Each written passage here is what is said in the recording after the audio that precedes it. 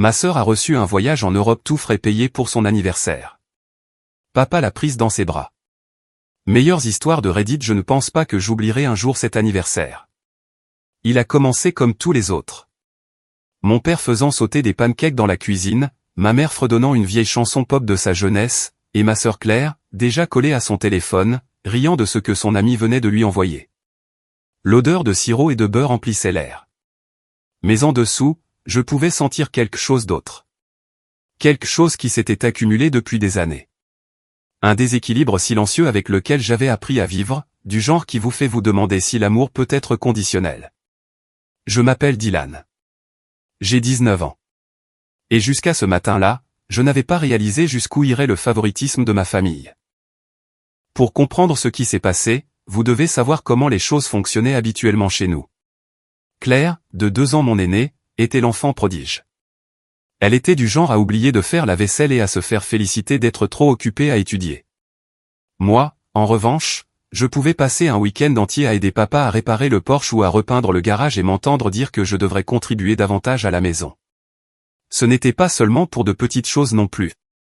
C'était ancré dans tout. Si Claire avait besoin d'argent pour un voyage scolaire, il trouvait un moyen. Si je demandais de l'argent pour l'essence pour me rendre à mon travail à temps partiel, soudainement, l'argent ne poussait pas sur les arbres. Pourtant, je me disais que c'était comme ça dans les familles. Chacun a son rôle, ses angles morts. Je ne les détestais pas. Je n'en voulais même pas à Claire, du moins pas encore. Elle n'était pas cruelle, juste inconsciente. Elle baignait dans leur affection comme si c'était naturel, comme si c'était un air qu'elle avait le droit de respirer. J'avais appris à trouver ma validation ailleurs, principalement grâce à mon travail en freelance. J'avais commencé à faire du graphisme et des petits projets de site web à 16 ans. Au début, c'était juste de l'argent de poche, mais à 18 ans, c'était devenu quelque chose de réel.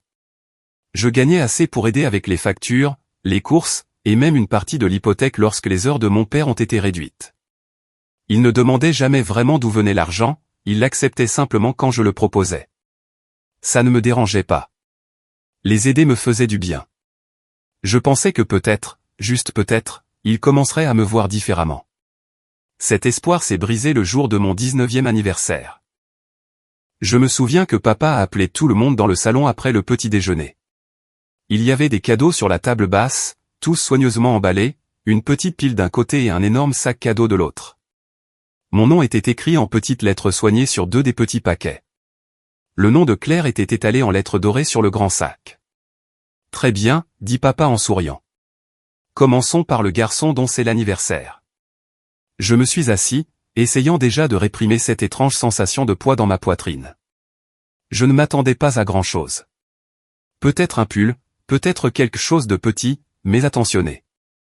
Maman m'a d'abord tendu une carte. À l'intérieur, il y avait une carte cadeau de 20 $ pour un café où je n'allais presque jamais. J'ai souri quand même. Merci, ai-je dit, en essayant de paraître sincère. Maman m'a regardé avec cette expression que les parents ont quand ils sont convaincus de vous apprendre quelque chose de précieux. Nous savons que ce n'est pas grand-chose, mon chéri, dit-elle. Mais tu dois apprendre que tout ne tourne pas autour des cadeaux. C'est la gratitude qui rend la vie riche. Papa a hoché la tête comme si elle venait de citer les Saintes Écritures. Exactement. Tu deviens un adulte maintenant, Dylan. Il est temps d'apprécier les choses simples. J'ai forcé un petit rire et j'ai hoché la tête. Je sentais le regard de Claire sur moi depuis le canapé, avec un petit sourire narquois. Puis maman s'est tournée vers elle. Et maintenant, la surprise de Claire, dit-elle, les yeux brillants. Claire a déchiré le sac géant, le papier de soie volant partout jusqu'à ce qu'elle en sorte une enveloppe élégante.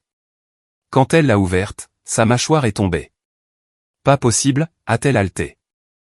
Un voyage en Europe. 2 semaines en Italie et en France, annonça fièrement papa, en lui tapant dans le dos. Tu as travaillé si dur, ma chérie. Tu mérites le monde entier. Puis il l'a vraiment dit.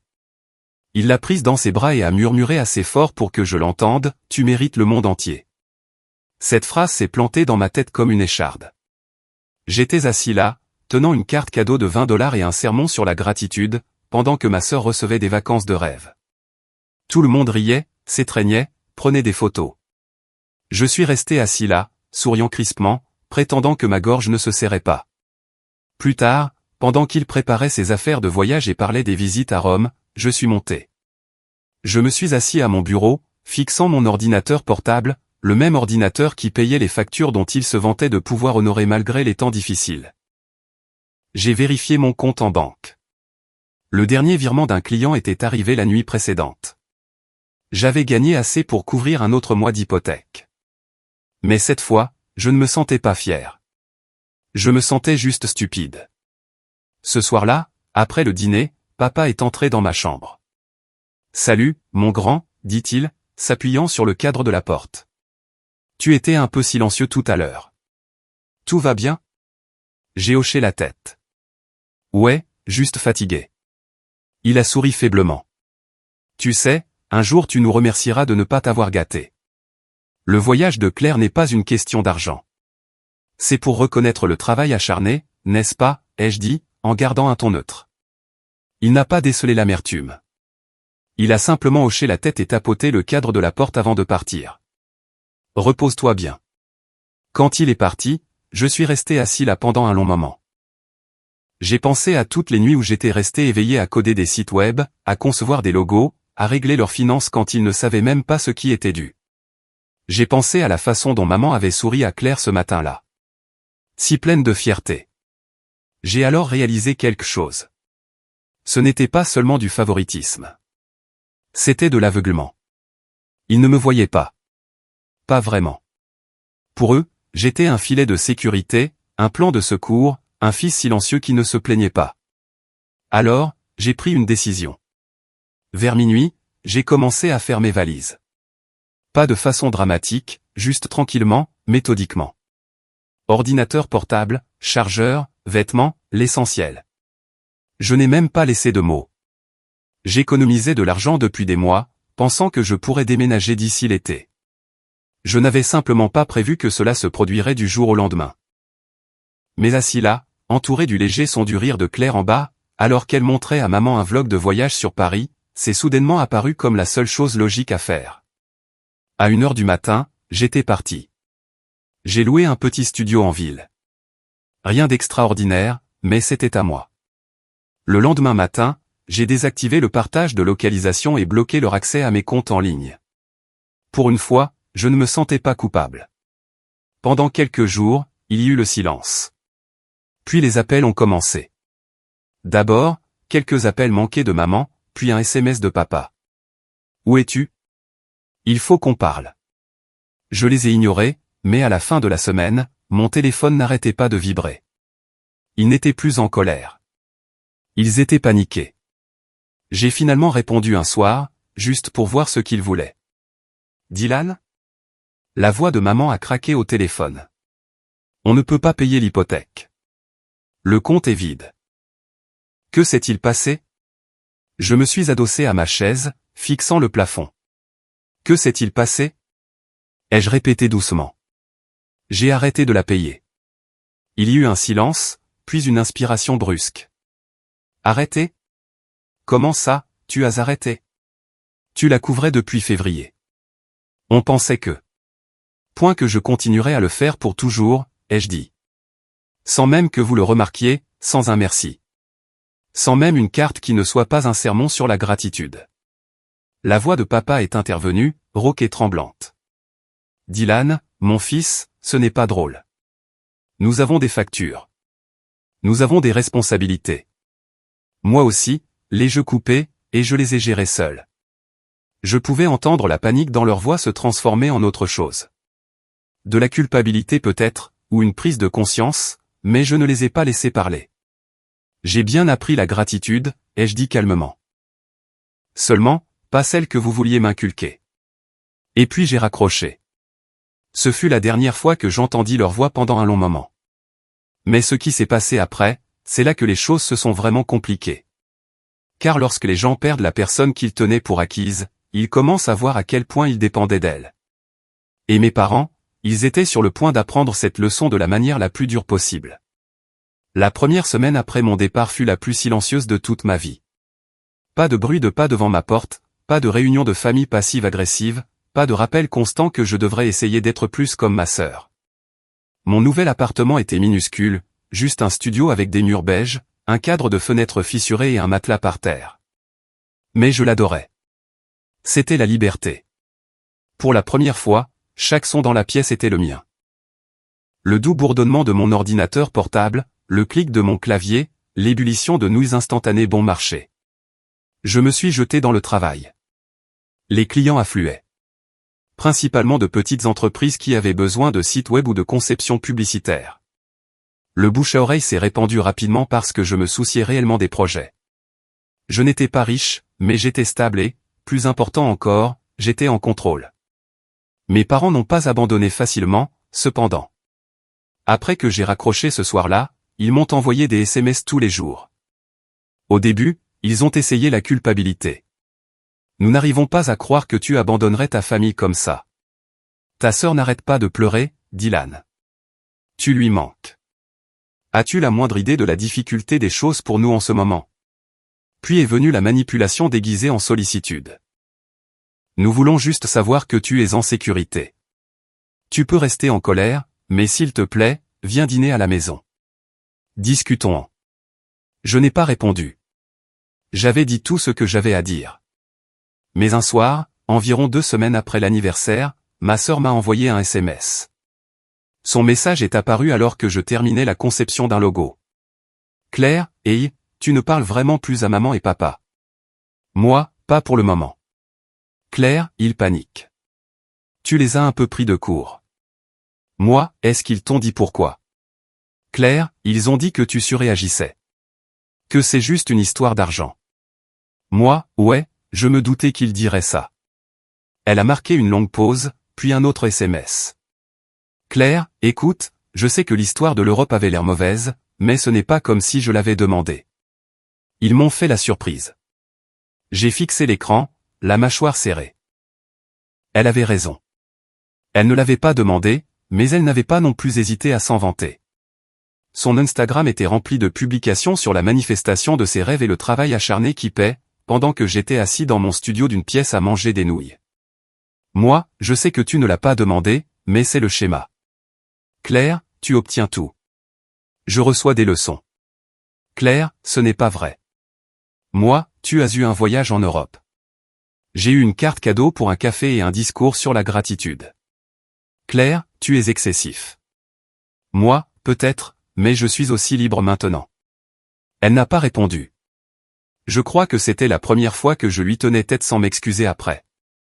2 jours plus tard, maman s'est présentée à mon appartement. J'étais en plein appel avec un client quand quelqu'un a commencé à marteler la porte.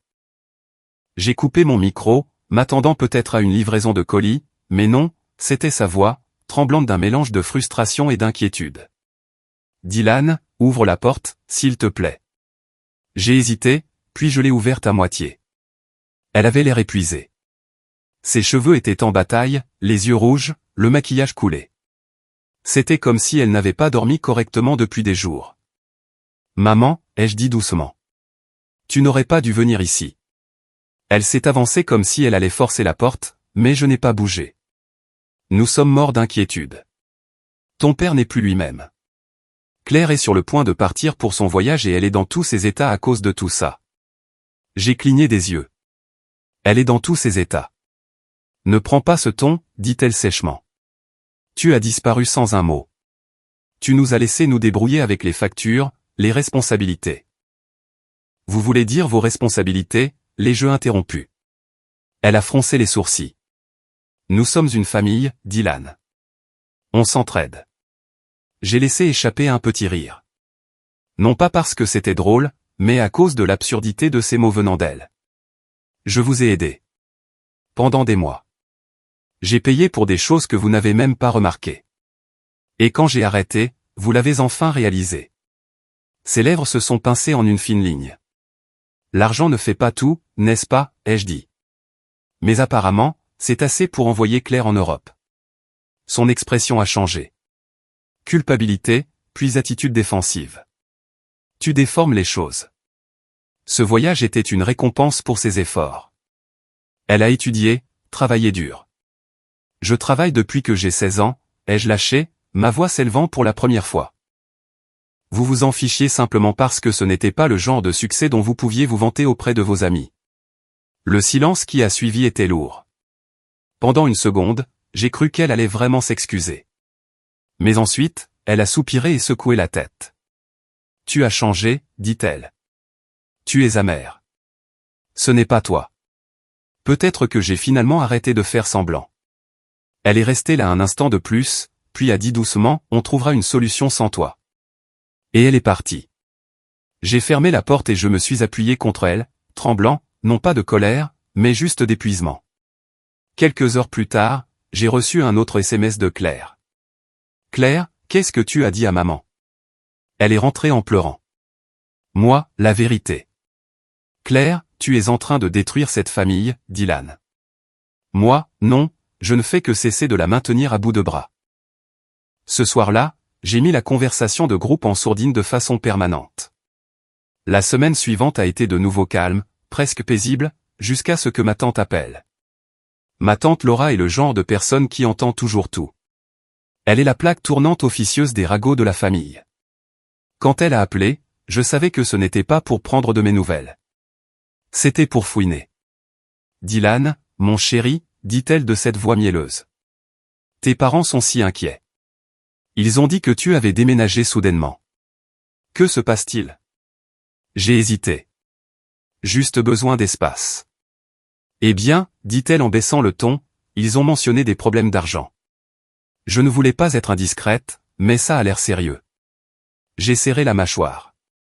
Peut-être qu'ils auraient dû y penser avant de me faire la morale sur la gratitude. Elle a gloussé doucement. Oh, tu parles exactement comme ton père quand il est en colère.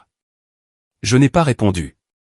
Eh bien, a-t-elle poursuivi, les familles se disputent, mais elles finissent toujours par se retrouver, surtout quand une personne réalise qu'elle a surréagi. Ce mot encore, surréagi. C'était le mot que tout le monde utilisait quand il voulait que vous oubliez pourquoi vous étiez en colère. Ouais, ai-je dit platement. On verra bien. Quelques jours plus tard, mon père a finalement appelé. J'ai failli ne pas répondre, mais la curiosité l'a emporté. Dylan, a-t-il commencé, son ton soigneusement calme. Écoute, j'ai réfléchi. Peut-être qu'on a dit des choses qui t'ont blessé. Peut-être, ai-je dit, mais il a continué. Tu dois comprendre, on ne voulait pas te faire sentir moins important. On voulait juste t'apprendre la responsabilité. J'ai été responsable, ai-je dit. Pour votre hypothèque. Ce n'est pas juste, dit-il rapidement. Tu as proposé d'aider. On ne t'a jamais forcé. Vous n'avez jamais demandé d'où ça venait non plus, ai-je dit. Vous l'avez juste pris. Il a soupiré. Tu montes ça en épingle. Rentre à la maison. Parlons-en face à face. On arrangera les choses. J'ai hésité. Quelque chose dans son ton semblait répéter. Trop diplomatique. Est-ce que c'est à propos de l'hypothèque, ai-je demandé. Il y eut une longue pause. C'en fait partie, a-t-il admis. La banque n'arrête pas d'appeler. On a juste besoin d'un petit coup de pouce pour rattraper notre retard. Et voilà. La vraie raison. Papa, ai-je dit lentement. Est-ce que tu te rends compte à quel point c'est insensé ? Tu demandes à ton fils de 19 ans de payer à nouveau pour ta maison après l'avoir ignoré pendant des années. Je ne demande pas, dit-il, sa voix se tendant. Je dis qu'on doit travailler ensemble en tant que famille. C'est ce que font les familles. Non, ai-je dit. C'est ce que moi je faisais. Et vous avez appelé ça de l'ingratitude. Il n'a pas répondu. Je pouvais l'entendre respirer lourdement, frustré. Tu es égoïste, Dylan. On t'a élevé. On t'a tout donné. J'ai failli rire. Vous m'avez donné une carte cadeau et une leçon de vie. Vous vous souvenez? C'était la fin de l'appel. Il a raccroché sans dire au revoir. Au cours des jours suivants, j'ai commencé à recevoir des nouvelles de la famille élargie, des oncles, des cousins, même un ami de la famille. Tous avec la même inquiétude répétée. Et, tes parents ont vraiment du mal en ce moment. Tu devrais leur pardonner. Ils sont plus âgés. Ils font des erreurs. C'est juste de l'argent, mec. Ne laisse pas ça détruire ta famille. J'ai commencé à réaliser ce qui se passait. Ils déformaient l'histoire. J'étais le fils ingrat qui avait abandonné sa famille quand elle avait le plus besoin de lui. Ils avaient omis la partie où il vivait de mon travail sans même le savoir. Et le pire, c'est que Claire a commencé à s'en mêler publiquement. Elle a posté une photo de l'aéroport avec la légende « Départ pour l'Europe ». Reconnaissante envers mes parents extraordinaires qui m'ont appris ce que sont l'amour et le sacrifice. Les commentaires étaient remplis d'émojis en forme de cœur et de messages du type « Tu es si béni ». Cette nuit-là, je n'ai pas pu dormir. Je n'arrêtais pas de rejouer tout dans ma tête, les leçons de morale, le favoritisme, la façon dont ils m'avaient transformé en méchant parce que j'avais cessé de les laisser profiter de moi. Puis, vers minuit, un autre SMS est arrivé. Cette fois, d'un numéro inconnu. Inconnu, bonjour Dylan, c'est Monsieur Grant du bureau des hypothèques. Vos parents ont dit que vous vous occupiez toujours des paiements. J'ai fixé le message pendant un long moment. Ils avaient donné mon numéro à la banque, mon numéro personnel. Quelque chose en moi a craqué. J'ai réalisé que ce n'était plus seulement de la négligence. C'était de la manipulation. Ils n'essayaient pas d'arranger les choses. Ils essayaient de me ramener dans le même cycle de culpabilité et de responsabilité. Et c'est à ce moment-là que tout a basculé, car j'ai décidé que s'ils voulaient jouer à des jeux, je n'allais plus rester les bras croisés à regarder. Ils pensaient que j'étais juste un gamin silencieux qui s'était enfui après une crise de colère.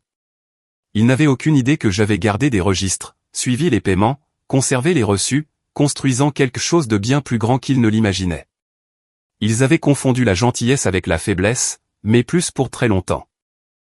C'est étrange comme la trahison n'arrive pas toujours avec des cris ou des portes qui claquent. Parfois, elle arrive discrètement, comme un léger coup frappé au milieu de la nuit, inattendu, voire poli. Et le temps d'ouvrir la porte, il est déjà trop tard. C'est ce que j'ai ressenti quand j'ai réalisé ce que mes parents et ma sœur avaient fait ensuite. Après cet appel du responsable des hypothèques, je savais que quelque chose n'allait pas. Je n'avais pas parlé à mes parents depuis plus d'un mois, et je n'avais certainement autorisé rien qui impliquait mon nom ou mon argent. Alors, j'ai rappelé le numéro le lendemain matin. « Bonjour, c'est Dylan », ai-je dit. J'ai reçu un message hier soir concernant l'hypothèque de mes parents. L'homme au bout du fil a semblé surpris. « Ah, Monsieur Collins. Oui, vos parents ont mentionné que vous étiez leur contact financier. Nous avions juste besoin de vérifier une activité récente. » Mon estomac s'est noué. « Contact financier ? » ?»« Oui, monsieur, dit-il d'un ton neutre. Votre nom a été ajouté au compte au printemps dernier en tant que contributeur conjoint. Vous êtes listé pour les dépôts directs couvrant l'hypothèque depuis lors. Je suis resté figé. Ajouté par qui ? Votre père, je crois. C'est dans les dossiers. Et qu'est-ce qui a été ajouté exactement ? Il a fait une pause pour parcourir ses notes. Eh bien, à l'origine, c'était juste vos coordonnées et votre numéro de routage pour les dépôts directs, mais il y a environ 2 semaines, il y a eu une demande pour lier votre compte d'épargne comme source de paiement de secours. J'ai failli laisser tomber le téléphone. Quoi ? Oui, a-t-il continué calmement. Nous étions sur le point de traiter un retrait quand il a été signalé. La non-concordance des noms l'a retardé, mais nous aurons également besoin de votre approbation. Je ne l'ai pas laissé finir. Ne touchez pas à ce compte, ai-je lâché. Je n'ai jamais autorisé quoi que ce soit de tout ça. J'ai raccroché et je suis resté assis là, à fixer le mur. Mes parents avaient lié mon compte d'épargne personnel à leur hypothèque sans me le demander. D'une manière ou d'une autre, ils avaient assez de mes informations, probablement de l'époque où je les aidais avec les paiements en ligne, pour le soumettre comme un compte familial partagé. C'est à ce moment-là que j'ai compris. Ce n'était plus un malentendu émotionnel. Ce n'était pas une question de sentiments blessés ou de favoritisme. C'était du vol. Je n'ai même pas pleuré. Je suis juste devenu glacial. Après quelques minutes, j'ai appelé ma banque. J'ai tout expliqué, je leur ai fait geler le compte, et j'ai changé tous les mots de passe auxquels je pouvais penser, email, PayPal, plateforme de design, même mes portails de paiement en freelance. J'ai passé toute la journée à verrouiller ma vie. Ce soir-là, comme par hasard, j'ai reçu un appel de mon père. « Dylan, dit-il, la voix tendue. Pourquoi le paiement de l'hypothèque a-t-il été rejeté ? La banque a parlé d'un accès non autorisé. » J'ai pris une profonde inspiration, essayant de stabiliser ma voix. « Parce que vous avez essayé de me voler. » Son ton a changé instantanément. Surveille ton langage. Non, ai-je dit, ma voix s'élevant. Vous avez utilisé mon compte d'épargne. Vous avez essayé de prendre mon argent sans même demander. Ce n'est pas ce qui s'est passé, dit-il rapidement. C'était un malentendu. N'essaie même pas, les jeux interrompus. J'ai appelé la banque. Ils ont dit que vous aviez soumis mon compte comme source de secours. Est-ce que vous réalisez à quel point c'est illégal? Il y eut un silence à l'autre bout du fil pendant quelques secondes avant qu'ils ne disent finalement « On a fait ce qu'on devait faire ». La banque menaçait de saisie.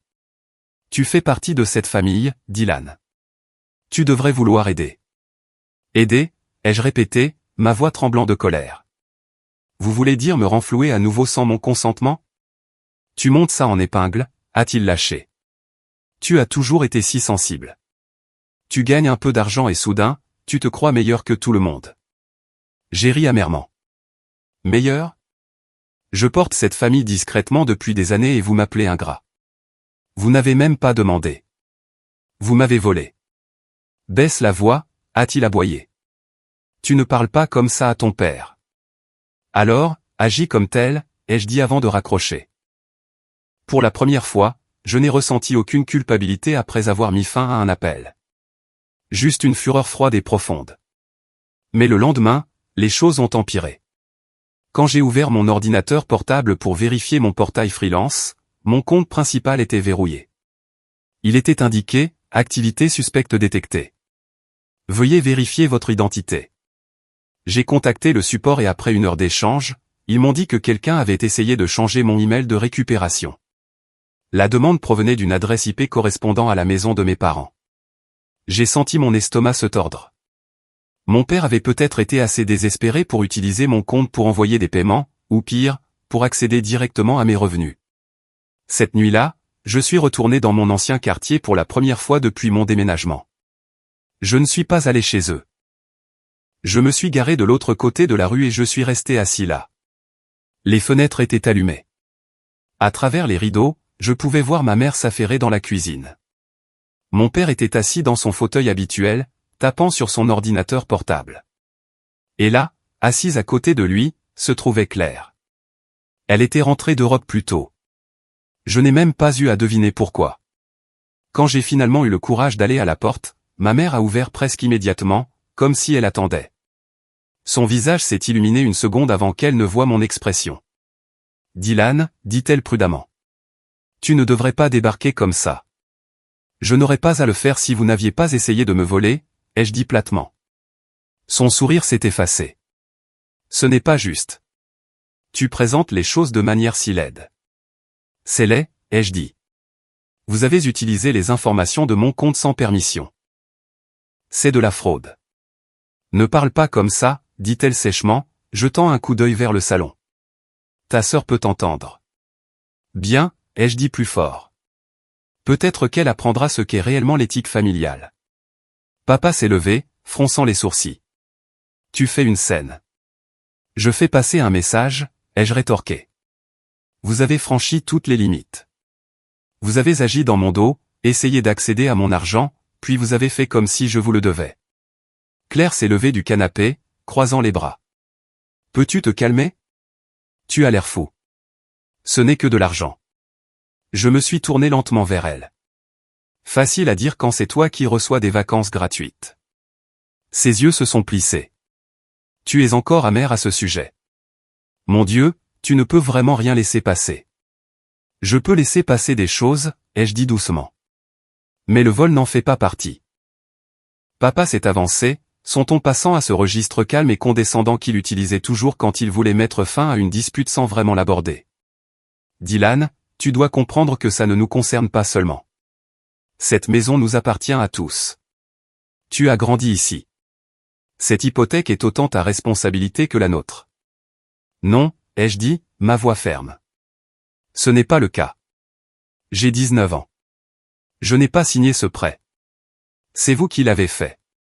Vous avez fait des choix, et maintenant vous essayez de m'entraîner dans votre chute. Il a ouvert la bouche pour parler, mais j'ai continué. Vous vivez au-dessus de vos moyens depuis des années. La nouvelle voiture, les cadeaux coûteux pour Claire, les rénovations, tout en me disant qu'il n'y a pas d'argent à épargner. Vous ne vouliez pas une famille. Vous vouliez des investisseurs. Pendant une seconde, j'ai vu quelque chose vaciller dans ses yeux. De la honte, peut-être. Mais ensuite, il a dit quelque chose que je n'oublierai jamais. Eh bien, peut-être que si tu n'avais pas déménagé, on ne serait pas dans ce pétrin. Cette phrase a brisé quelque chose en moi. J'avais porté leurs dettes, leur fierté, leur culpabilité, et maintenant ils essayaient de me rendre responsable de leur chute. Je n'arrive pas à te croire, ai-je murmuré. Tu penses vraiment que c'est moi le problème? La voix de maman s'est adoucie, presque suppliante. Mon chéri, on voulait juste maintenir la famille unie. Tu es parti si soudainement. Ton père ne savait pas quoi faire d'autre. Il pensait que lier ton compte nous ferait gagner du temps. Je l'ai regardé, stupéfait. Gagner du temps? Avec mon argent? Elle a hoché la tête faiblement. On était désespérés. Et c'était la vérité. Sauf que le désespoir n'était pas une excuse. C'était un choix. Ils auraient pu demander, mais ils ne l'ont pas fait. Ils ont pris parce qu'au fond d'eux, ils ne m'ont jamais vu comme un être à part. Ils m'ont vu comme leur propriété, à utiliser. Je n'ai pas crié. J'ai juste pris une profonde inspiration et j'ai dit doucement, je veux que toute trace de mon nom soit retirée de vos finances. Hypothèque, facture, tout. Vous avez une semaine. Papa a ricané. Sinon quoi? Tu appelleras la police? J'ai croisé son regard. Si je dois le faire. Il a ri. Un son creux et amer. Tu n'oserais pas. Tu ruinerais ta propre famille. Je ne l'ai pas ruiné, ai-je dit. C'est vous qui l'avez fait. Je me suis retourné et je suis sorti avant de dire quelque chose de pire. En montant dans ma voiture, j'ai vu Claire regarder par la fenêtre, son visage dur et indéchiffrable. Pendant une seconde, j'ai cru qu'elle pourrait me suivre, mais elle ne l'a pas fait. Cette nuit-là, je n'ai pas pu dormir. Mes mains n'arrêtaient pas de trembler alors que je rejouais la conversation encore et encore. La trahison n'était pas seulement une question d'argent. C'était une question de confiance, de réaliser que les personnes qui vous ont élevé pouvaient justifier de vous faire du mal si cela signifiait préserver leur confort. Le lendemain matin, j'ai commencé à fouiller. J'ai examiné mes emails, mes relevés bancaires et mes déclarations de paiement. C'est alors que j'ai remarqué autre chose. Plusieurs virements que je ne me souvenais pas avoir approuvés. De petites sommes au début. 100 $ par-ci, 200 $ par-là, envoyés à un compte familial au nom de mon père. Il me prenait de l'argent depuis des mois, bien avant que je ne déménage. Chaque nouvelle découverte était comme un autre coup de poing dans le ventre. Je leur avais fait entièrement confiance, je les avais aidés quand ils avaient des difficultés, j'avais cru chaque mot sur l'apprentissage de la gratitude. Et pendant tout ce temps, ils m'avaient discrètement saigné à blanc. Cette prise de conscience ne m'a pas seulement fait mal. Elle m'a changé. Car maintenant, il ne s'agissait plus de m'éloigner d'eux. Il s'agissait de s'assurer qu'ils comprenaient enfin ce que signifiait perdre quelque chose qu'ils tenaient pour acquis. Et je savais déjà exactement par où commencer. Les jours qui ont suivi la découverte des virements étaient comme tomber dans un brouillard, silencieux, lourd et sans fin. Chaque matin, je me réveillais dans ce petit appartement, la lumière du soleil filtrant à travers les rideaux fins. Et pendant quelques secondes, tout semblait normal. Puis ça me frappait à nouveau. Mes parents, ma propre famille, me volaient depuis des mois. Au début, je n'étais pas en colère. J'étais juste engourdi. J'avais toujours pensé que la trahison serait explosive, comme la rage ou le chagrin. Mais ce n'était pas du feu. C'était du gel. Il s'infiltrait dans tout ce que je faisais. La façon dont je mangeais, travaillais, dormais. Je m'asseyais devant mon ordinateur portable, fixant une toile blanche, le curseur clignotant, et la pensée s'insinuait, ils n'ont même pas demandé. Le travail qui me donnait autrefois de la fierté me semblait maintenant juste la preuve de ma stupidité. Chaque dollar que j'avais gagné, chaque nuit que j'avais passé à finir le projet d'un client, était allé dans leur maison, leur vie, leur confort. Et ils ne m'avaient même pas vu comme une personne, juste une ressource. J'ai arrêté de répondre aux emails pendant un certain temps. J'ai manqué des délais. Mon profil de freelance en a pris un coup. Et un client a même laissé un commentaire disant « talentueux mais peu fiable ». Ça m'a piqué, mais je ne pouvais même pas me défendre. J'étais trop fatigué. Mes économies avaient presque disparu à ce moment-là. J'ai transféré ce qui restait sur un nouveau compte, mais après avoir payé le loyer et la nourriture, il diminuait rapidement. Je n'avais jamais été imprudent avec l'argent, mais quand votre cerveau tourne à plein régime avec la trahison, vous arrêtez de penser clairement. J'achetais des plats à emporter que je ne finissais pas, je parcourais les boutiques en ligne sans rien acheter, puis je me sentais coupable de perdre mon temps. Mon téléphone est resté silencieux pendant quelques jours, un silence béni, jusqu'à un après-midi où j'ai reçu un SMS de Claire. Claire, tu es encore excessif. Maman est anéantie. Moi, elle aurait dû y penser avant de me mentir. Claire, tu vas vraiment détruire notre famille pour de l'argent? Moi, il ne s'agit pas de l'argent, Claire. Claire, alors de quoi s'agit-il, Dylan? Tu as toujours dû tout ramener à toi. Celui-là a fait plus mal que je ne voulais l'admettre. Je l'ai fixé pendant un long moment avant de répondre. Moi, tu ne comprendrais pas. Tu n'as jamais eu à gagner quoi que ce soit par toi-même. Elle n'a pas répondu, mais 10 minutes plus tard, je l'ai vu poster quelque chose sur Instagram. Une famille qui reste soudée peut tout surmonter. La photo la montrait, avec maman et papa, assis dans un restaurant, souriant, riant comme si de rien n'était. C'est à ce moment-là que la colère a commencé à remplacer l'engourdissement. Ils ne souffraient pas. Ils ne réfléchissaient pas. Ils avançaient ensemble, me peignant comme le méchant qui les avait abandonnés, et je savais ce que cela signifiait. Ils racontaient à tout le monde leur version de l'histoire. Je pouvais déjà imaginer les chuchotements à l'église ou parmi les amis de la famille. Pauvre famille Collins. Leur fils s'est retourné contre eux après tout ce qu'ils ont fait pour lui. L'idée me rendait malade. Quelques nuits plus tard, j'ai reçu un autre appel d'un numéro inconnu. Normalement, je l'aurais ignoré, mais j'étais à moitié endormi et j'ai répondu sans réfléchir. Dylan, c'était la voix de mon père. Écoute, je sais que tu es en colère, mais ça devient incontrôlable. On ne peut pas se permettre le prochain paiement. Tu as fait passer ton message. Maintenant, rentre à la maison. Je suis resté silencieux pendant quelques secondes. Il a soupiré. Ne punis pas ta mère pour mes erreurs. Elle pleure tous les soirs. Vraiment, ai-je dit doucement. Elle pleure parce qu'elle se sent coupable ou parce que l'argent s'est arrêté? Il y eut une longue pause. Veux-tu vraiment détruire ta famille, a-t-il finalement dit. Tu penses que ça te rend fort, mais c'est égoïste. On t'a tout donné, Dylan. De la nourriture, des vêtements, un toit. Vous m'avez tout pris, les jeux interrompus. Vous m'avez utilisé, papa. Et vous ne l'avez même pas vu. Vous pensiez que parce que je ne me plaignais pas, cela signifiait que je ne remarquais rien. Son ton s'est durci. Tu parles comme un étranger, comme si quelqu'un t'avait empoisonné contre nous. J'ai failli rire. Je n'ai eu besoin de personne. Vous l'avez fait vous-même. Et puis j'ai de nouveau raccroché.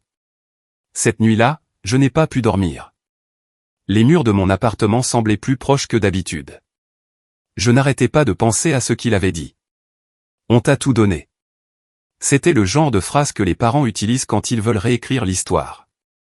Mais la vérité était plus simple. Je leur avais tout donné. Ils ne voulaient simplement pas l'admettre. Le lendemain matin, j'ai erré sans but dans la ville. C'était un de ces matins frais où l'air semble trop pur, trop indifférent. Les gens passaient avec des tasses de café, discutant de leur week-end, et je me sentais invisible parmi eux. Je voulais disparaître complètement, juste m'évanouir, recommencer quelque part loin. Mais je ne le pouvais pas encore. Parce que même si j'étais au plus bas, quelque chose en moi avait changé. Peut-être que c'était de la fierté. Peut-être que c'était de l'épuisement. Mais je savais que je ne pouvais plus continuer à être le silencieux. Pourtant, avant de pouvoir faire quoi que ce soit, je devais me réparer. J'ai commencé petit. Me réveiller tôt à nouveau. Cuisiner le petit déjeuner au lieu de commander. Me forcer à accepter de nouveaux contrats en freelance. Ce n'était pas facile. Certains matins, je fixais juste l'écran, incapable de taper, mais je persévérais. Un design, une facture, un jour à la fois. Pendant ce temps, les messages de la maison continuaient d'arriver, passant par toutes les étapes de la manipulation émotionnelle, culpabilité, honte, nostalgie. Tu nous manques, Dylan. Tu te souviens quand on regardait des films le vendredi soir? Ta sœur part bientôt pour son deuxième voyage. Tu devrais lui dire au revoir avant qu'elle ne parte. Chaque SMS était comme un hameçon essayant de me ramener. Mais j'avais appris quelque chose d'important à ce moment-là. Le silence peut être un pouvoir. Quand les gens ne peuvent pas vous provoquer, ils commencent à montrer qui ils sont vraiment. Et bien sûr, après une semaine sans réponse, le ton a de nouveau changé. Papa, si tu ne comptes pas aider, ne t'attends pas à être le bienvenu. Maman, nous n'arrivons pas à croire que tu nous tournes le dos comme ça. Claire, tu es jaloux. C'est tout ce qu'il y a, jaloux. Ce mot brûlait. Je n'étais pas jaloux de son voyage ou de ses cadeaux. J'étais jaloux de la facilité de sa vie, de sa capacité à blesser les gens tout en étant aimé inconditionnellement. J'avais passé des années à mériter des bribes d'approbation, et elle recevait des applaudissements pour respirer. Un soir, j'ai parcouru de vieilles photos sur mon téléphone. Il y en avait une de mon 17e anniversaire. Moi tenant un gâteau, souriant maladroitement pendant que mes parents se tenaient derrière moi, les bras autour de Claire. Ils avaient l'air si fiers, mais pas de moi. Je me souviens très bien de cette nuit. Mon père a passé la moitié de la soirée à se vanter des notes de Claire pendant que j'étais assis à hocher la tête en silence. J'avais eu 2 emplois cet été-là. Ils n'ont jamais demandé pourquoi. Ce souvenir m'a frappé comme une vague. Toutes ces années de petits rejets, d'efforts balayés, de culpabilité déguisée en amour. Ce n'était pas aléatoire. C'était du conditionnement. Il m'avait élevé pour être utile, pas pour être aimé. J'ai éteint mon téléphone et je suis resté assis là dans le noir, agrippant le bord de mon lit. Pour la première fois de ma vie, j'ai pleuré, non pas parce qu'il me manquait, mais parce que j'ai réalisé que j'avais aspiré à quelque chose qu'il n'était jamais capable de donner. Le lendemain, j'ai appelé tante Laura. Elle était la seule à ne pas m'avoir envoyé de SMS directement depuis que tout avait explosé, ce qui me rendait méfiant. Tante Laura, ai-je dit prudemment, est-ce que mes parents t'ont dit quelque chose à mon sujet? Elle a hésité. Eh bien, ils sont contrariés. Ils ont dit que tu leur avais coupé les vivres et que tu les avais laissés dans une mauvaise situation. Ont-ils mentionné pourquoi? Non, juste que les choses étaient tendues. Ils ne sont pas entrés dans les détails. Bien sûr que non. Ils voulaient de la sympathie, pas la vérité. Puis elle a ajouté, ils ont dit à la famille que tu avais déménagé parce que tu ne pouvais pas gérer les responsabilités. Que tu traversais une phase égoïste. J'ai senti quelque chose se tordre en moi. Il ne me mentait pas seulement. Il réécrivait le récit pour tout le monde. Merci de me l'avoir dit, ai-je dit doucement. Je voulais juste savoir. Dylan, dit-elle gentiment. Quoi qu'il se passe, ne fais rien d'irréfléchi. Ce sont toujours tes parents. Je sais, ai-je dit. C'est ça le problème. Après avoir raccroché, je suis allé me promener. Le ciel était gris et lourd, du genre qui menace de pleuvoir mais ne le fait jamais. Je me suis arrêté dans un petit parc et je me suis assis sur un banc, regardant les gens passer, des familles, des couples, des amis qui riaient. Tout semblait lointain, comme si j'étais derrière une vitre. Mais quelque part dans cette immobilité, une pensée s'est formée, une sorte de clarté calme et dangereuse. Il voulait le contrôle. Il voulait que je revienne en rampant, par culpabilité, par peur ou par solitude. Mais ce qu'ils n'avaient pas réalisé, c'est que la seule chose qu'il leur restait à perdre était l'illusion du contrôle elle-même. Et c'était quelque chose que je pouvais leur enlever, discrètement. Je n'avais pas besoin de crier. Je n'avais pas besoin de me battre. Tout ce que j'avais à faire, c'était de me préparer. Au cours de la semaine suivante, j'ai commencé à rassembler tout ce dont j'aurais besoin, chaque facture, transaction, email et documents montrant la piste de l'argent entre mon travail de freelance et leur paiement d'hypothèque. Je les ai sauvegardés dans plusieurs dossiers, étiquetés par date et par client. Je ne savais même pas exactement ce que j'allais faire encore, mais je savais que j'avais besoin de preuves. Chaque fichier que je sauvegardais me donnait l'impression de récupérer une partie de moi-même. Pourtant, même avec un plan qui se dessinait lentement, la solitude était brutale. Les nuits étaient les pires. Je restais éveillé à fixer le plafond, pensant au gamin que j'étais. Celui qui travaillait tard juste pour surprendre ses parents avec un paiement supplémentaire. Qui pensait que l'amour signifiait mettre tout le monde à l'aise, sauf lui-même. Ce gamin était parti maintenant. Au moment où j'ai fini d'organiser tout, j'ai réalisé autre chose. Il ne prenait pas seulement mon argent. Il prenait ma paix. Et si je voulais la récupérer, je devrais leur montrer exactement ce qui se passe quand le silencieux arrête de jouer gentiment. Mais avant que ce moment n'arrive, avant même que la vengeance ne franchisse la ligne de l'action, je devais faire face à un dernier coup, un coup qui me pousserait à mon point de rupture. Et cela a commencé par un simple appel téléphonique de Claire. C'est drôle comme parfois le fond du gouffre vous donne la vision la plus claire de qui vous êtes. Après cette nuit sur le banc du parc, j'ai décidé que j'en avais fini de laisser ma famille me définir. Fini de laisser leur culpabilité dicter mes choix. Fini de me réduire pour leur confort.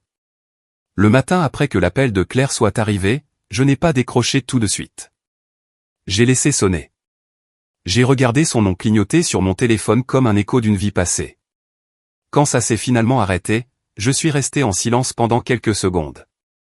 Et puis, pour la première fois depuis des mois, j'ai souri. Parce que pour une fois, je n'avais pas besoin de répondre. Au lieu de ça, j'ai ouvert mon ordinateur portable, j'ai fait craquer mes doigts et je me suis remis au travail. Au début, il ne s'agissait pas de vengeance. Il s'agissait de survie. J'avais un loyer à payer, des économies à reconstituer et une réputation à réparer. Les derniers mois avaient durement touché mon activité de freelance, mais j'avais encore du talent et un nom dont quelques clients fidèles se souvenaient. Je les ai contactés personnellement, je me suis excusé pour les retards et j'ai proposé de refaire ou de mettre à jour leur travail gratuitement. Ce simple acte, juste prendre mes responsabilités et être présent, a déclenché une vague que je n'attendais pas. Une de mes anciennes clientes, propriétaire d'une petite marque de vêtements, m'a rappelé le lendemain. Dylan, dit-elle, on vient de décrocher un partenariat avec un influenceur. J'aurais besoin d'un relooking complet de la marque. Tu es partant? J'étais partant. Et ce projet est devenu mon tournant.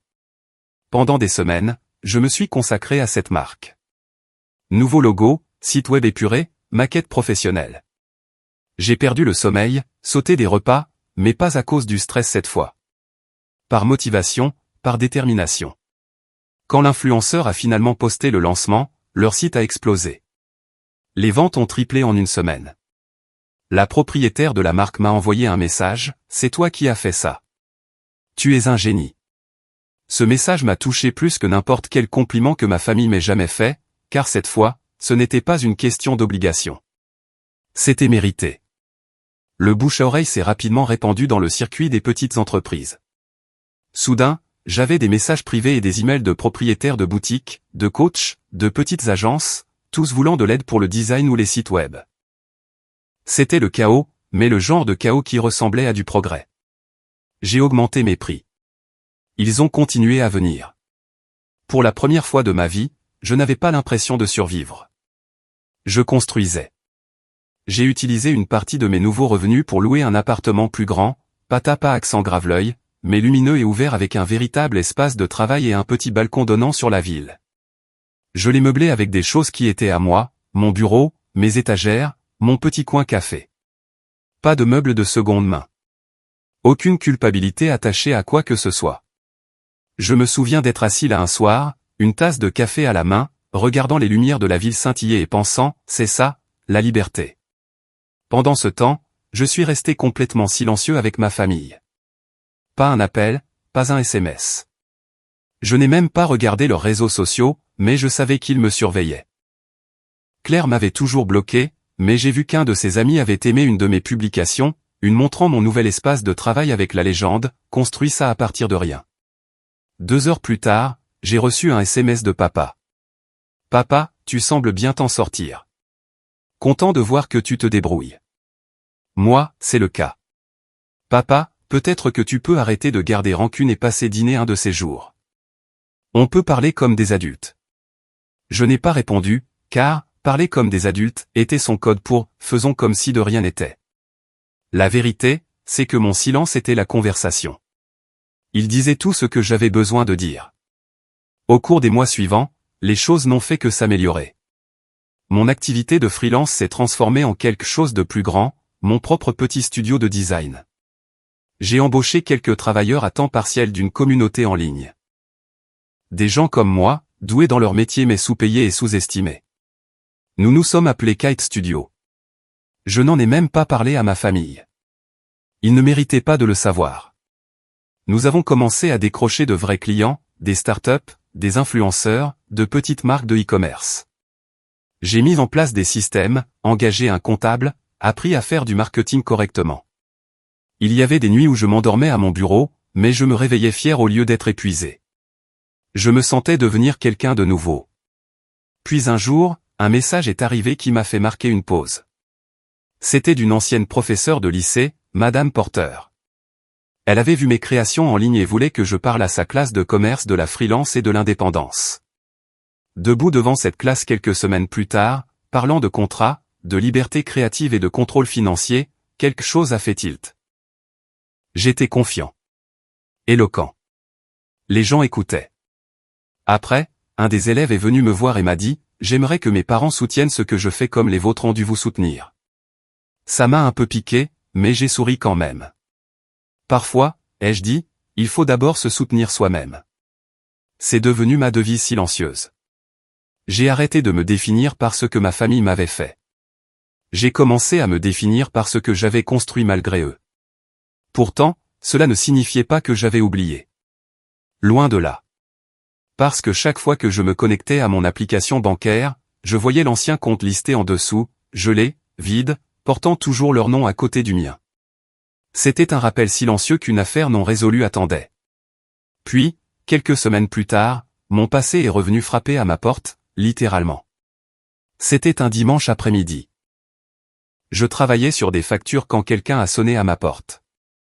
Quand j'ai vérifié l'interphone, j'ai failli laisser tomber mon café. C'était Claire. Elle portait des lunettes de soleil de créateur, tenait un sac de course, et avait exactement l'apparence dont je me souvenais, impeccable, intouchable et inconsciente. J'ai failli ne pas ouvrir la porte, mais la curiosité l'a emporté. Quand je l'ai fait, elle a souri comme si de rien n'était. « Salut, l'étranger. » J'ai croisé les bras. « Qu'est-ce que tu veux, Claire ?» Elle est entrée sans attendre d'invitation, regardant autour d'elle comme si elle inspectait l'endroit. « Waouh, c'est sympa ici. Bien mieux que ce que j'imaginais. »« Ouais, » ai-je dit platement. J'ai travaillé pour ça. Elle a ignoré la pique et s'est assise sur le bord de mon canapé. Maman n'arrête pas de me supplier de venir te parler. Elle est inquiète. Tu ne réponds toujours pas à ses appels. Ça ne m'intéresse pas, ai-je dit. Elle a soupiré comme si j'étais le difficile. Dylan, ça devient ridicule. Ce sont tes parents. Tu ne peux pas simplement les rayer de ta vie pour toujours. Je l'ai regardé attentivement. C'est eux qui t'ont envoyé où tu es venu de ton propre chef? Elle a hésité juste assez longtemps pour que je connaisse la réponse. Ils veulent juste faire la paix, dit-elle doucement. Les choses ont été difficiles. Papa a été stressé. L'hypothèque, la santé de maman. Arrête, ai-je dit. Ne commence pas avec la culpabilité. Je ne le fais pas, dit-elle rapidement. Je pense juste que tu t'accroches à du ressentiment sans raison. J'ai ri, un rire sec et sans humour. Sans raison? Ils m'ont volé, Claire. Ils ont pris de l'argent de mon compte sans demander. Ce n'est pas un malentendu. C'est un crime. Son expression s'est durcie. Tu dois toujours tout dramatiser. Je me suis approché, la voix basse. Tu sais ce qui est dramatique? Devoir geler tes propres économies parce que tes parents ont falsifié tes informations. Elle n'a pas répondu. Elle a simplement détourné le regard, tapotant ses ongles contre son genou. Puis elle a marmonné, tu as toujours été surprotecteur avec ton argent. Quelque chose en moi a basculé. Surprotecteur? Ai-je dit lentement. Tu parles de l'argent qui a gardé un toit sur votre tête pendant 2 ans? Cet argent surprotecteur? Elle a levé les yeux vers moi, perdant enfin son sang-froid. Tu es tellement moralisateur, Dylan. Tu penses être le seul à avoir jamais aidé cette famille? Tu penses que parce que tu as gagné quelques dollars en ligne, ça te rend meilleur que nous? Non, ai-je dit, calme maintenant. Ça me rend indépendant.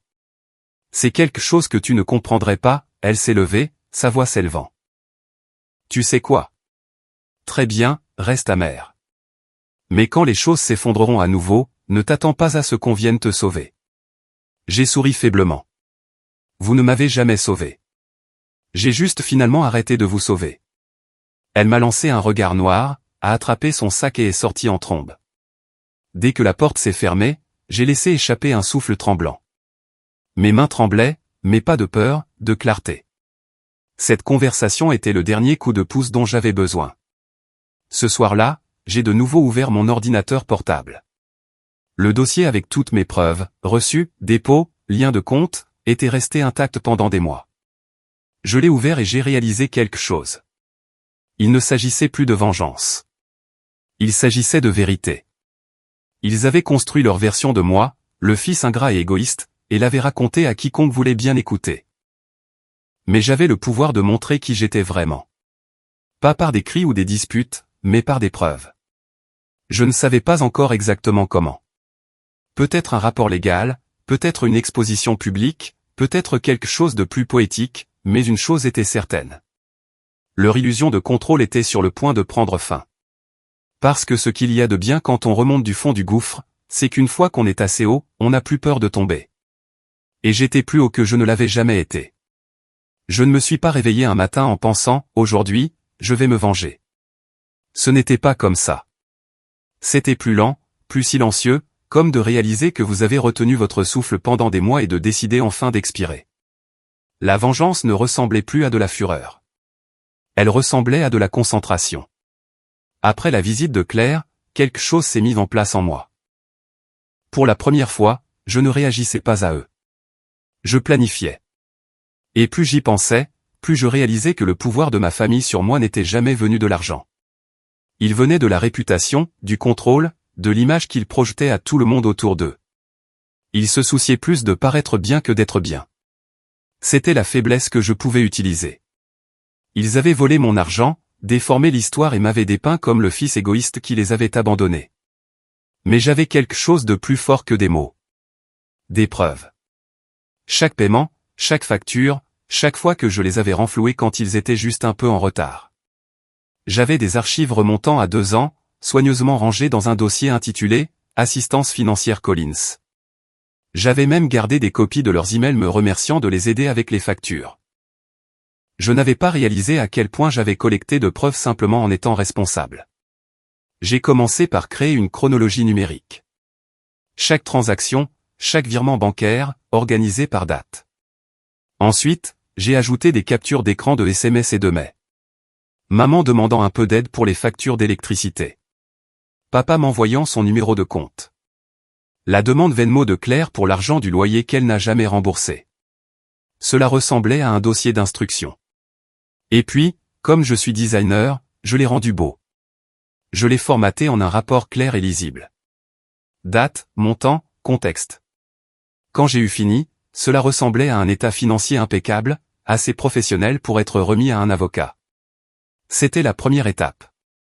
La deuxième étape était plus délicate. Je savais que tante Laura était toujours le principal relais des ragots de la famille. Si je lui donnais quelque chose, elle le diffuserait. Elle le faisait toujours. Mais je ne pouvais pas simplement le lui jeter à la figure. Il fallait que ça ait l'air accidentel, comme si elle était tombée sur la vérité par elle-même. Alors, j'ai imprimé quelques pages du rapport, j'ai surligné quelques transactions clés, virement paiement hypothèque, foyer Dylan Collins, $1200, et je les ai glissées dans une enveloppe avec une note manuscrite qui disait, puisque tout le monde se demande ce qui s'est vraiment passé, j'ai pensé qu'il était temps de montrer ma version. Pas de menaces, pas de drame, juste des faits. Puis, je l'ai posté, non pas à mes parents, mais à tante Laura. Il a fallu exactement 3 jours. Le 4e jour, mon téléphone a commencé à exploser. D'abord, un SMS de Claire. Claire, qu'est-ce que tu as fait? Moi, j'ai dit la vérité. Claire, tu es en train de détruire la réputation de notre famille. Moi, je ne la détruis pas. Je cesse simplement de la protéger. Puis est venu l'appel de maman. J'ai failli ne pas répondre, mais la curiosité l'a emporté. Dylan, dit-elle, la voix tremblante. Que as-tu envoyé à tante Laura? Des preuves, ai-je dit. De tout ce que vous m'avez pris. Elle a eu un hoquet comme si je l'avais frappée. Tu nous humilies. Elle a appelé tout le monde. Toute la famille pense que nous sommes des voleurs. Je suis resté silencieux. La laissant parler. On était désespérés, a-t-elle continué. Tu es notre fils. Tu étais censé nous aider, pas nous transformer en méchants. Vous vous êtes transformé en ça vous-même, ai-je dit calmement. J'ai juste arrêté de vous couvrir. Elle s'est mise à pleurer. Je pouvais entendre papa crier quelque chose d'étouffé en arrière-plan, probablement en exigeant que je retire tout. Mais je ne l'ai pas fait, car à ce moment-là, cela s'était déjà répandu bien au-delà de tante Laura. Mon cousin m'a envoyé un SMS disant que la moitié du chat familial était en ébullition. Certains défendaient mes parents. D'autres étaient stupéfaits, disant qu'ils n'avaient aucune idée que je les aidais financièrement. Peu importait le camp qu'ils prenaient. L'important était que la vérité soit enfin sortie. Pour la première fois, mes parents devaient vivre avec les conséquences de leurs propres actions sans que je les protège. Cela seul ressemblait à la justice. Mais ce n'était pas encore fini. Quelques jours plus tard, je suis allé un peu plus loin. J'ai pris rendez-vous avec le directeur de la banque, le même qui m'avait aidé à geler mon ancien compte des mois plus tôt. J'ai apporté le rapport imprimé et j'ai tout expliqué calmement. La liaison non autorisée, l'accès frauduleux au compte, les virements volés. Il a parcouru les documents, les sourcils levés. « Vous avez un sacré dossier ici, Dylan. Voulez-vous déposer une plainte officielle ?» J'ai hésité. « Je ne veux pas porter plainte au pénal, ai-je dit lentement. Mais je veux que leur nom soit définitivement retiré de tout ce qui est lié à moi. Hypothèque, épargne, tout. » Il a hoché la tête. Cela peut être arrangé. Il a fallu quelques signatures, quelques appels de vérification et beaucoup de paperasse, mais à la fin de la semaine, j'étais officiellement libre. Mon nom était effacé de chaque compte joint, de chaque profil lié, de chaque dette. Il ne pouvait plus me toucher. Quand l'email de confirmation est arrivé, je l'ai juste fixé pendant un long moment, laissant l'information s'imprégner. Pour la première fois depuis des années, je ne leur devais rien. Ni argent, ni explication, ni silence. Ce soir-là, je suis allé sur mon balcon avec un verre à la main, les lumières de la ville brillant en contrebas, et j'ai simplement respiré. C'était paisible. Pas de culpabilité, pas de bruit, juste la paix. Mais bien sûr, la paix ne dure pas longtemps quand des gens comme mes parents réalisent qu'ils ont perdu le contrôle. Une semaine plus tard, j'ai reçu un autre appel. Cette fois, de papa. « Est-ce que tu te rends compte de ce que tu as fait ?» a-t-il grogné. « On ne peut même plus se montrer devant la famille.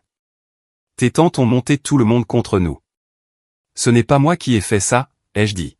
« C'est la vérité. » Il a raccroché violemment après quelques mots de colère supplémentaires, mais cela ne m'a pas dérangé, car pour une fois, sa colère ne signifiait rien. Elle ne pouvait plus m'atteindre. Pourtant, le silence qui a suivi était étrange. Il y avait de la satisfaction, oui, mais aussi un vide là où se trouvait autrefois une famille. Je ne les détestais pas. Je ne voulais même pas les détruire. Je voulais juste qu'ils voient. Et quand le silence s'est étiré pendant des semaines, j'ai pensé que peut-être ils avaient enfin compris. Puis, un soir, j'ai reçu une lettre par la poste. Pas d'adresse de retour, mais j'ai reconnu instantanément l'écriture de mon père. À l'intérieur se trouvait une seule feuille de papier. Nous ne savons plus comment arranger ça. Tu as fait passer ton message. Mais si tu penses que nous pouvons survivre sans toi, tu te trompes. Tu le regretteras quand nous aurons tout perdu. Pendant un long moment, j'ai juste fixé cette lettre, les mots devenant flous. Et puis, sans colère ni hésitation, je l'ai déchirée en deux. Parce que c'est à ce moment-là que j'ai réalisé que quelque chose de plus profond que la vengeance s'était produit. Je ne les avais pas seulement exposés. Je m'étais libéré. Ils voulaient que je me sente coupable pour toujours, que je continue à jouer le rôle du fils silencieux et fiable. Mais maintenant, chaque chaîne avec laquelle ils m'avaient lié émotionnelle, financière, familiale était partie. Et quant à eux, ils avaient construit leur monde sur mon dos. Maintenant, ils apprenaient à quel point il était fragile sans que je le soutienne, mais ils n'avaient toujours pas appris la dernière leçon qui allait suivre. Il leur a fallu environ 3 mois pour que tout s'effondre. Pas à cause de moi, mais parce que la vérité finit toujours par ronger les mensonges. Après cette lettre, je n'ai plus cherché à les contacter. Je me suis concentré sur mon studio, sur mes clients, sur la construction d'une vie qui n'était pas centrée sur des personnes qui m'épuisaient. Mais j'entendais encore des choses. Les nouvelles ont une façon de vous trouver quand les gens ne peuvent pas lâcher prise. Ça a recommencé avec tante Laura, naturellement. Elle a appelé un après-midi, son ton inhabituellement sombre.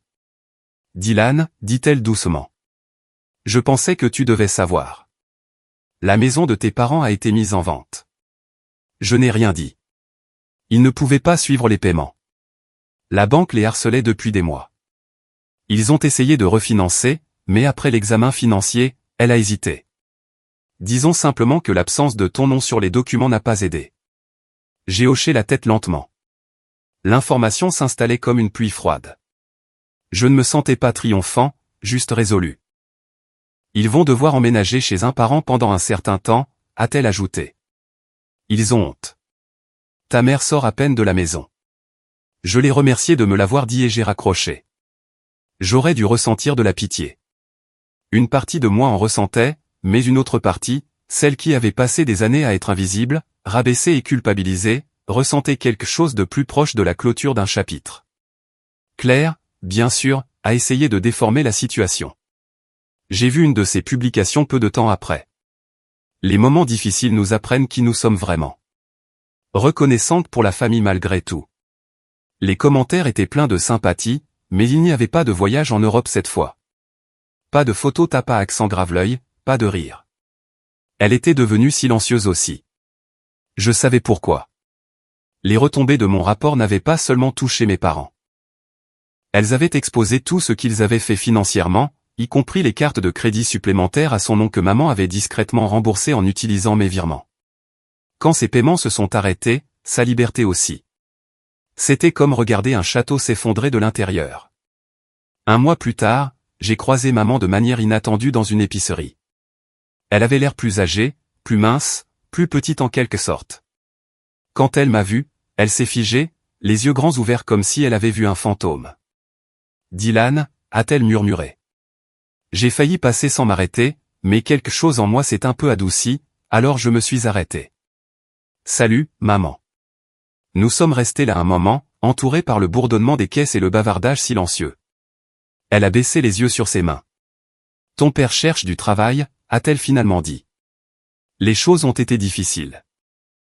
Je sais, ai-je dit. Elle a dégluti difficilement. Nous n'avons jamais voulu que ça en arrive là. On n'a pas réfléchi. Non, ai-je dit doucement. Vous n'avez pas réfléchi. Ses yeux se sont remplis de larmes. Je suis désolée, dit-elle, la voix brisée. On aurait dû mieux te traiter. On aurait dû demander au lieu de prendre. Tu ne méritais rien de tout ça. Pendant une seconde, je n'ai pas su quoi dire. J'avais rêvé d'entendre ces mots pendant des années, mais maintenant qu'ils étaient réels, ils ne ressemblaient pas à une victoire. Ils étaient juste tristes. Je vous ai pardonné il y a longtemps, ai-je dit doucement. Je ne peux simplement pas oublier. Elle a hoché la tête, des larmes coulant sur ses joues. C'est juste. Nous sommes restés là quelques secondes de plus. Puis j'ai pris mon sac, j'ai hoché la tête une fois de plus et je suis parti. Je n'ai pas regardé en arrière. C'était la dernière fois que je la voyais en personne. Nous n'avons jamais eu de réconciliation dramatique, pas d'étreinte en larmes ou de montage émouvant. Juste ce moment, deux personnes debout dans l'allée des surgelés, réalisant qu'elles étaient devenues des étrangers. Mais la vie a continué. Mon studio a grandi. J'ai embauché des employés à temps plein. Nous avons commencé à travailler avec de plus gros clients, de vraies marques, même quelques campagnes nationales. J'ai établi des partenariats, parlé à des événements et appris à aimer le succès tranquille qui vient de la construction de quelque chose d'honnête. De temps en temps, je recevais un message d'un membre de la famille, quelqu'un qui prenait des nouvelles, quelqu'un qui essayait de reconstruire un pont, mais je ne suis jamais revenu en arrière. Je n'en avais pas besoin. La paix de ne pas être nécessaire était meilleure que toutes les excuses qu'ils auraient pu me donner. Des mois plus tard, j'ai reçu une notification par email qui m'a surpris. C'était de la société de crédit immobilier. Un avis de clôture finale confirmant que la propriété Collins avait été vendue et que le compte était réglé. J'ai fixé l'écran pendant un long moment. Cette maison avait été toute mon enfance. Elle contenait tous les souvenirs, bons et mauvais, chaque version de moi qu'ils avaient jamais ignorée. Et maintenant, elle était partie. Mais au lieu de la tristesse, tout ce que je ressentais était de la légèreté. Comme si j'avais enfin lâché un poids que je portais depuis des années. Ce soir-là, je me tenais de nouveau sur mon balcon. Les lumières de la ville s'étendant en contrebas, le vent frais sur ma peau. J'ai pensé au gamin que j'étais. Celui qui était assis dans sa chambre à travailler tard dans la nuit, désespéré d'obtenir une approbation qui n'est jamais venue. Il était parti maintenant. À sa place se tenait quelqu'un qui n'avait besoin de rien prouver à personne. J'ai pris mon téléphone, j'ai parcouru la liste de contacts et je me suis arrêté sur « Papa ».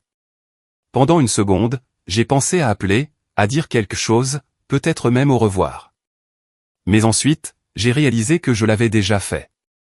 J'ai supprimé le contact. Puis, en regardant l'horizon, j'ai murmuré à personne en particulier, j'ai appris la gratitude, papa. Simplement pas celle que tu voulais m'enseigner. Et cette fois, j'ai vraiment souri.